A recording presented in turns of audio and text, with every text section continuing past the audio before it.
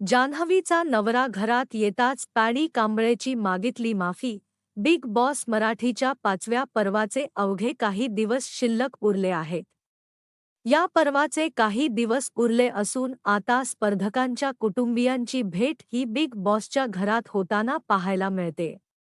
तब्बल 2 महिन्यांनी कुटुंबियांना पहिल्यांदा समोर पाहून स्पर्धकांचा अश्रूंचा बांध फुटला असल्याचे पाहायला मिळालं.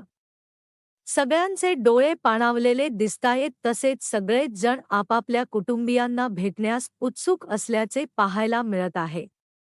ही स्पर्धक मंडळी सध्या त्यांच्या शेवटच्या दिवसात ट्रॉफीपर्यंतचा प्रवास पूर्ण करण्याच्या मार्गावर दिसत आहेत.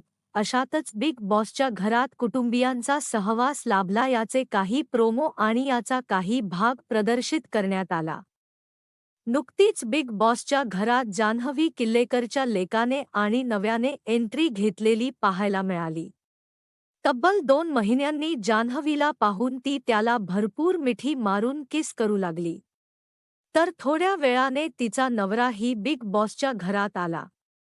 नव्याला पाहून जान्हवी खूपच खुश झाली आणि तिने त्याला घट्ट अशी मिठी मारली. मिठी मारून ती त्याच्या कुशीत ढसाळसा रडताना दिसली. बिग बॉसच्या घरात आल्यावर जान्हवीला तिच्या नव्यानं थोडा रागावर नियंत्रण ठेवण्याचा सल्ला दिला. शिवाय इतरांशीही व्यवस्थित वागण्याचा सल्ला दिला.